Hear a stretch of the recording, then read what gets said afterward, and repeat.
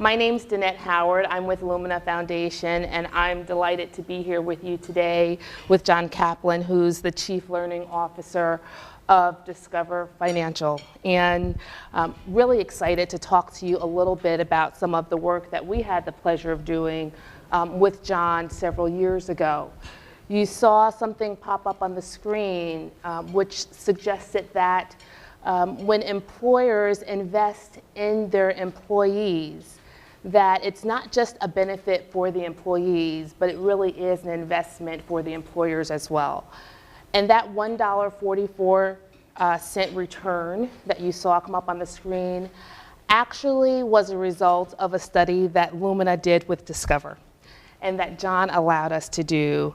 I made a note here that only 8% of companies actually examine whether or not there is a return on investment to all of the money actually that they put into their employees' educational benefits. And so John and his company allowed Lumina to go in, to examine their books, to really take the mask off of what was happening when a company like Discover makes a significant investment in their employees' talent. And what we found surprised us. There was actually a 144% return to the investment that Discover made in its employees' talent, which meant that for every dollar that Discover invested, they got that $1 back plus an additional amount back in terms of talent management costs that were saved.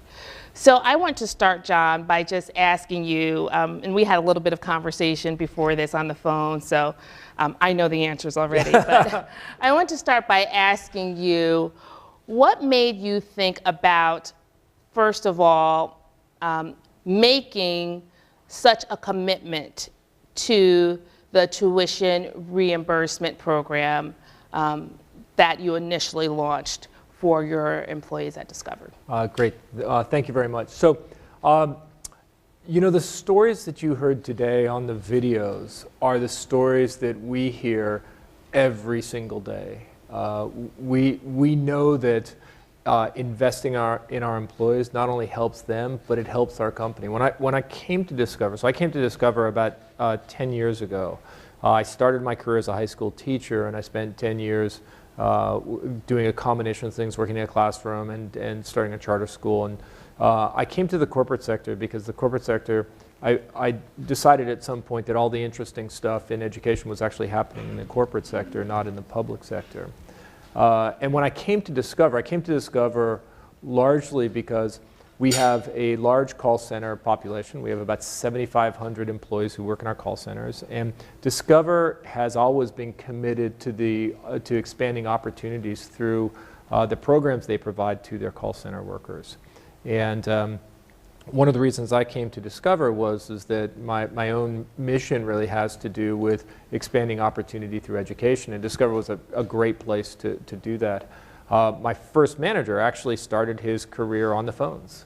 He started at 19 years old, right out of high school, answering the phones. And Discover invested in him, got him his bachelor's degree, then got him a master's degree, got him an MBA, and now he runs the largest call center we have.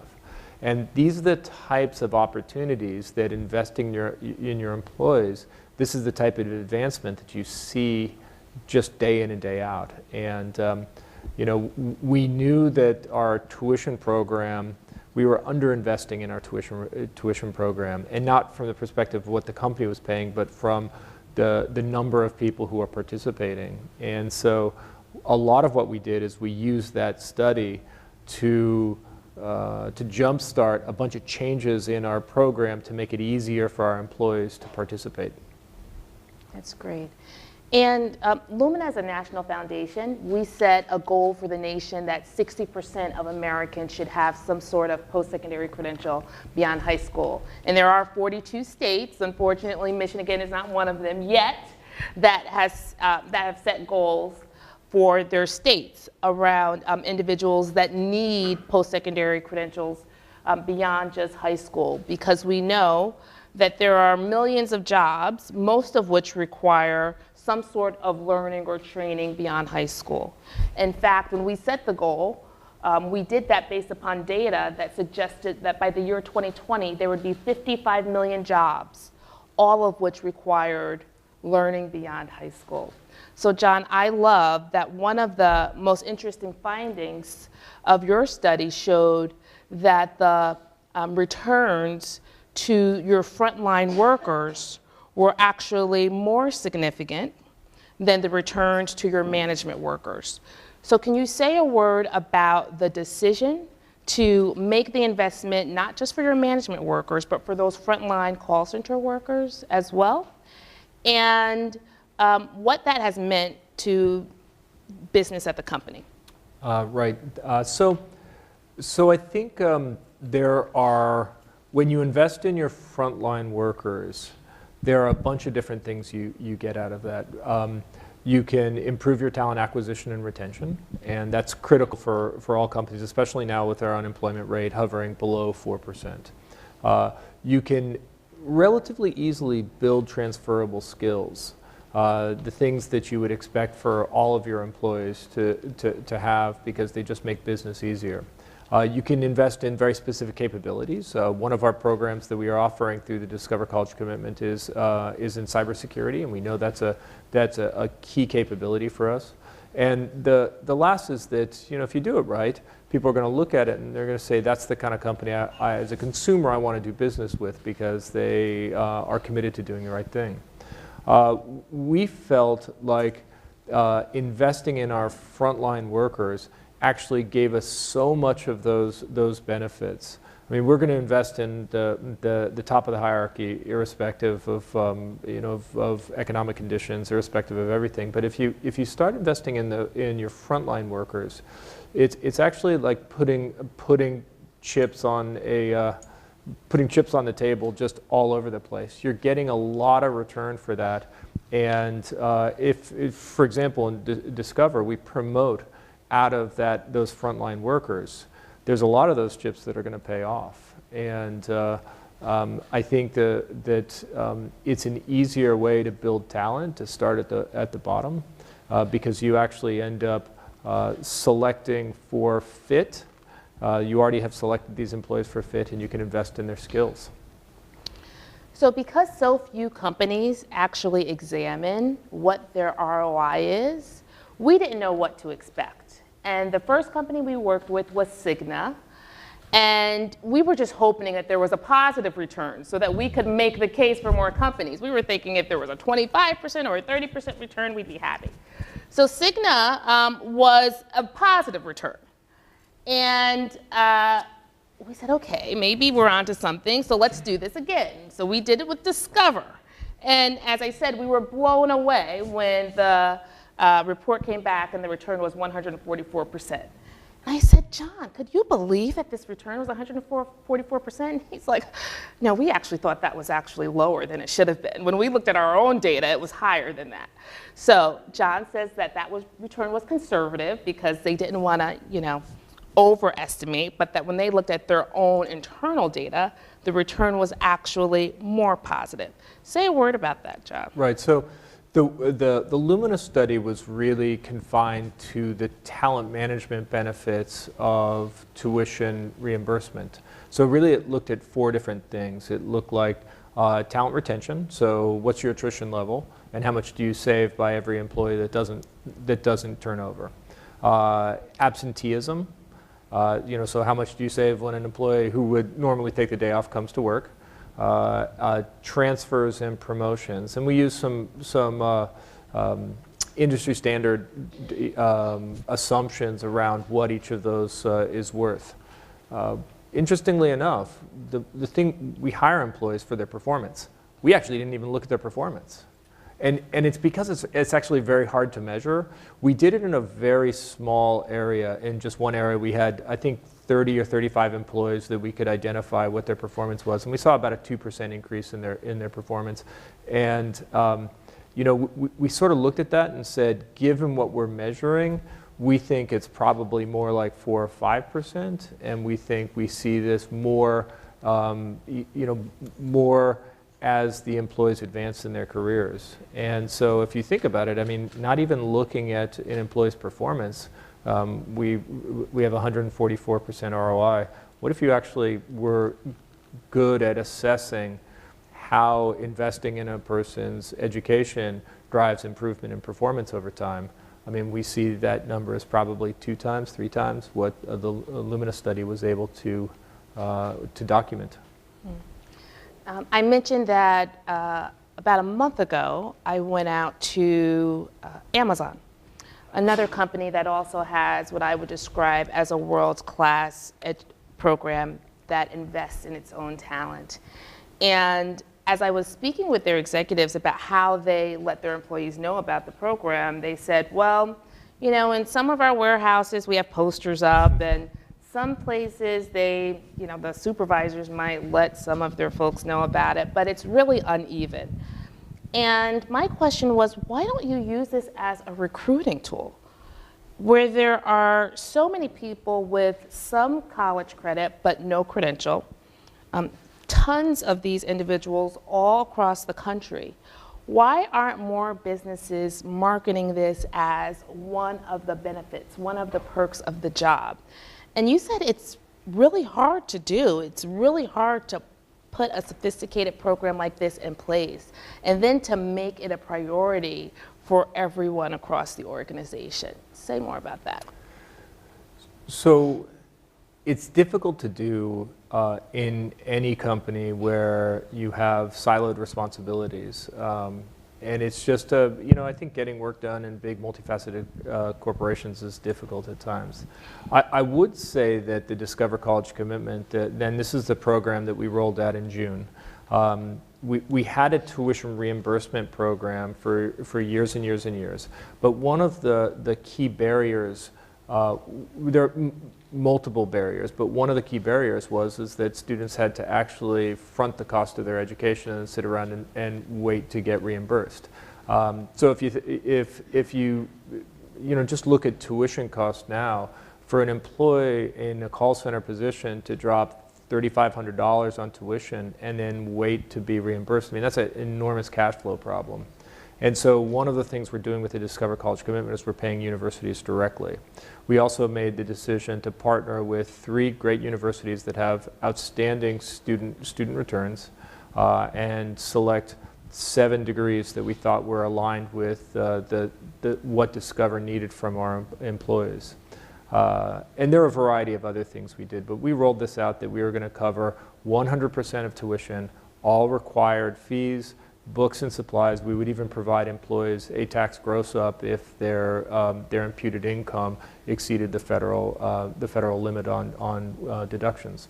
So we rolled this out at a company-wide town hall meeting. We have one every quarter, and there was an audible gasp from the audience when we rolled it out. And I mean, we just got the most wonderful feedback from our employees. In fact, one anecdote sort of illustrates the type of response we got. We had a recruiter who was working with to land a vice president of advanced analytics, and I think the candidate was looking at 3 or 4 other companies. And when he read I think on Forbes or Fortune about this program, he called the other companies and canceled his interviews and said he wanted to come to Discover, because if Discover treated their employees at the bottom of the hierarchy that way, with that degree of investment and commitment, that's the kind of company he wanted to work for.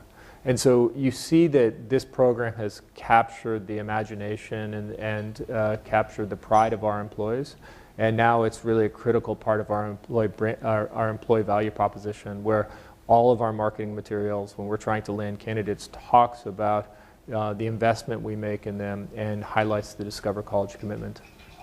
So I'm going to ask that same question in a slightly different way, because you pointed out something that is, I think, a tenet of what I call these world-class programs.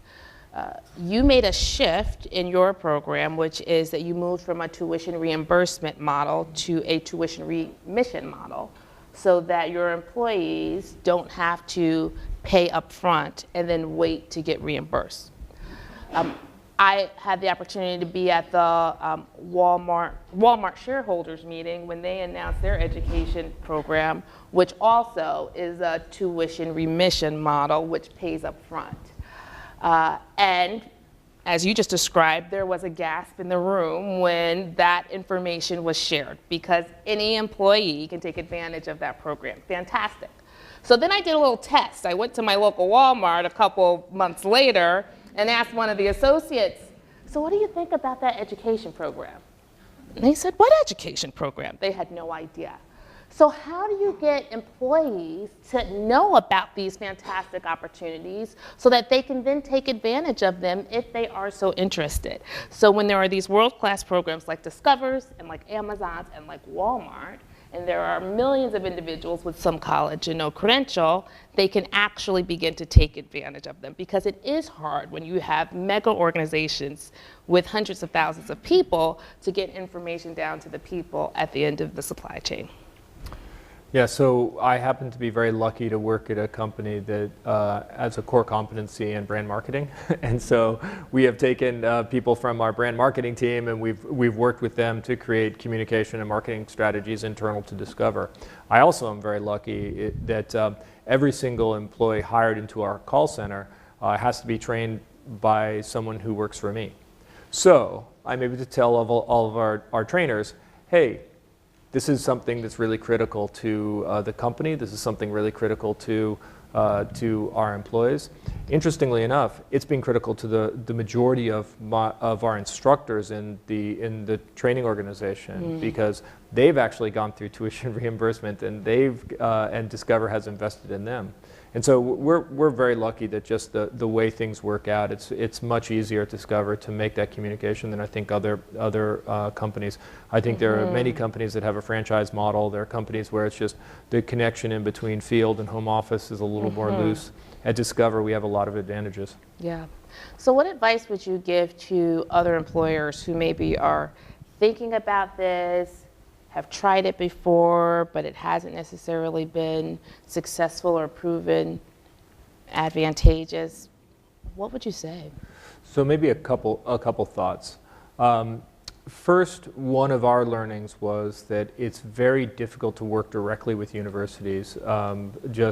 There are so many challenges. Just the way we talk is very different. We actually have a third-party guild education that has been just a wonderful party that actually works directly with universities, and they've been great. So I think consider bringing on someone with expertise in working directly with universities.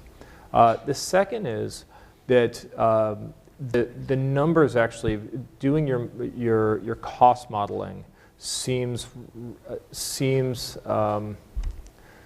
like it would be prohibitively difficult, or the cost coming out would be prohibitive to the company. In fact, we found that the numbers worked out really well. I mean, we just did the math, and average cost per credit in the United States is about $500. You negotiate with the university, you probably get it down to about $400. So average employee takes about 15 units, and so 15 times 400 is about 6,000 per year. You require every single student to fill out a FAFSA, so you get a third of that probably covered. That's what our model said. Then you start looking at reduction in absenteeism, reduction in turnover.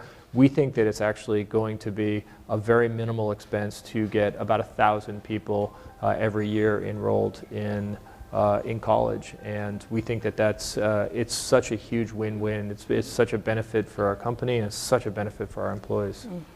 Any watch-outs, John? It's early days for us, so we've had a tuition reimbursement program for a long time. This is we launched in June.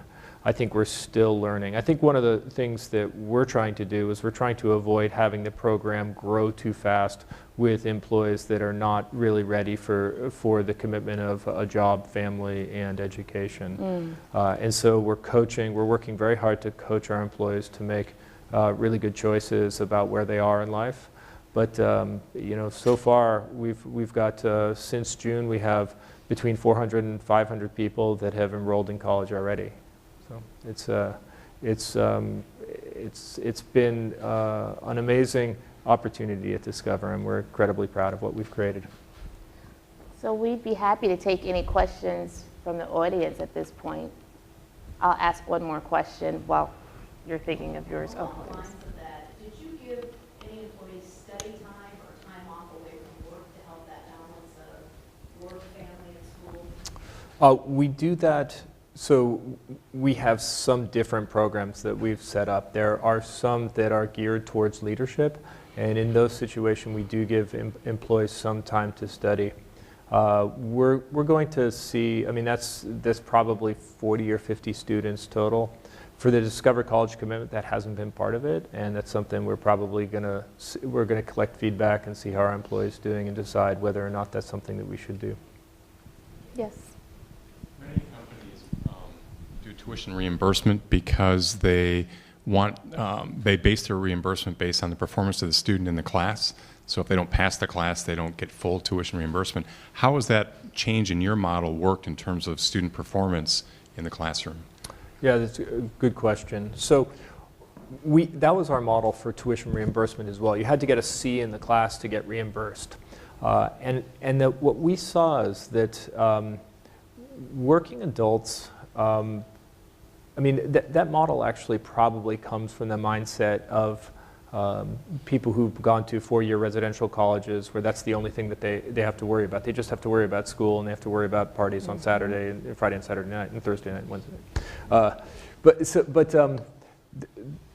You know, for working adults, they have to manage so many more things. I mean, they oftentimes they're single parents. Maybe they're managing a situation at home with their parents and being a primary caregiver. Their lives fall apart occasionally, and what ends up happening if you tie the reimbursement to the grade, you all of a sudden have hit an employee with an enormous unplanned expense. And so if they take, you know, $3,500 and they put it down in college, and then something happens in their life and everything falls apart and they get a D, does it do any good to the company or to the employee to say you're going to have to fund that yourself? What we actually found is that our employees quit. They'd rather run than try and pay that back. That's right. And so we made a decision throughout this process that we were going to stop doing that, and that we were going to, one of our principles is do not hit employees with unplanned expenses. So if we approve your participation, you're approved until we no longer approve your participation. So say, for example, your GPA drops, we'll pay for that D, we'll pay for an F, but you may not be able to get back in the program until you raise your grade, so you have a 2.0. There's a variety of other things we did, but the goal is to ensure that when you make a commitment to your employees, that it's a commitment they can rely on, and they're not stuck with a big unplanned expense. And I would just add that we found that these world-class models don't have strings attached. So you don't have to get a C or better.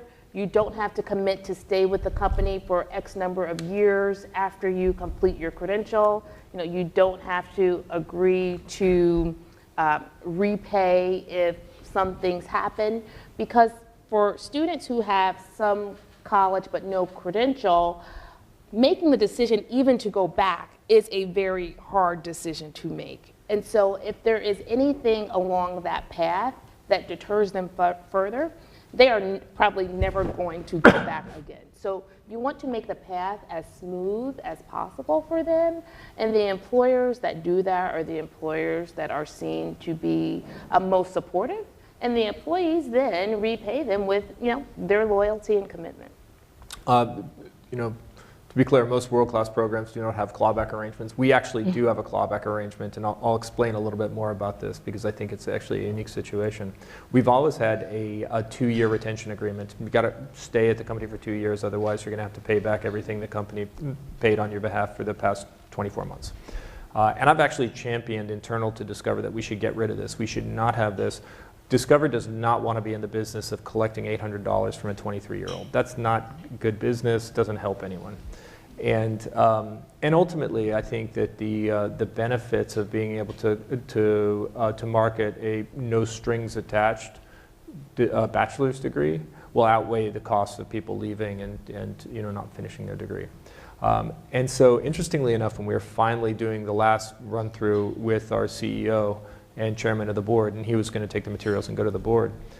We started talking about this, and he said, why do we have a clawback arrangement? And I said, funny you should ask. I don't think we should. And he said, why don't you get rid of it? And so I went back to my desk and I thought about it a little bit. And actually, one of the things that I'm most worried about is getting too many people in the program early on who aren't prepared. And it's sort of the what the heck employee. What the heck, my job isn't going very well. I might as well try going back to college. And ballooning your population up to 1,500 people and then having it drop down suddenly as people crash out down to 1,000 or 800, I just thought was probably was a risk for the program. I think we're going to stop doing. We have to figure out a way to avoid too many what the heck types of candidates into the program. When we figured out how to do that, I think we're going to unwind the clawback agreement.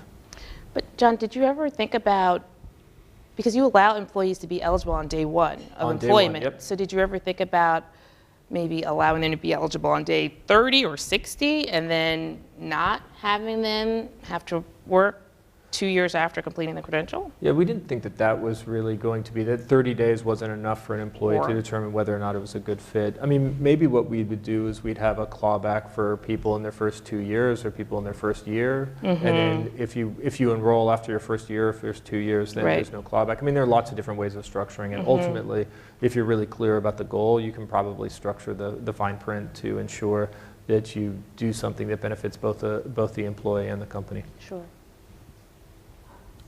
Thank you for being a leader in this. I think in addition to the high cost of education in school is the whole issue of childcare. And, I guess businesses struggle whether they should be providing the childcare or helping to provide the perhaps the money to go towards that, or some others feel it should be at the community college or the college level. But I think that that is such a huge part of the success of somebody, especially an older student who is juggling so much. So what are your thoughts on that? That is one of the many issues we haven't solved. So we have to, I think that's something that we have to think about. I think it's a broader issue for our employees. It's not just tied to the ones who go back to school. And so how do you come up with a company-wide solution for childcare or for elder care? I mean, that's an area that we see quite a bit, is people taking care of their parents. Can you speak more to your university partnerships as you guys develop the program furthermore? Is it limited to a certain university with tuition reimbursement? I've run across cases where, for example, Starbucks tuition reimbursement program is only limited to Arizona State. So when you develop those partnerships, what are the guidelines and the baselines and how you guys move forward? Yeah, that's a great question. Thank you. So we actually learned from the Starbucks model. So the Starbucks model is right. They have partnered with just ASU. ASU is a difficult university to get into, and I think the number of people at Starbucks who can actually meet the entrance requirements are fairly low. What we did is we wanted to make sure that we had a variety of universities, and we partnered with 3, and we wanted to make sure at least one of them was an open access university, that they would take absolutely anyone. And essentially what we did, Guild Education ran the whole selection process, and we were very grateful that they were there to provide their expertise. But the first things they looked at is student outcomes. Let's look at things like earnings upon graduation, term over term attrition, student loan default rates. Let's take, of the universities that can provide a scalable online program, let's cut the list down to the top 20. Then once they did that, we looked at those that we felt were a good fit for Discover, that offered the types of degrees our employees would be interested in, and we got it down to about 7 or 8 universities, and then we interviewed them. And we signed an agreement with 3 separate universities. One is Wilmington University.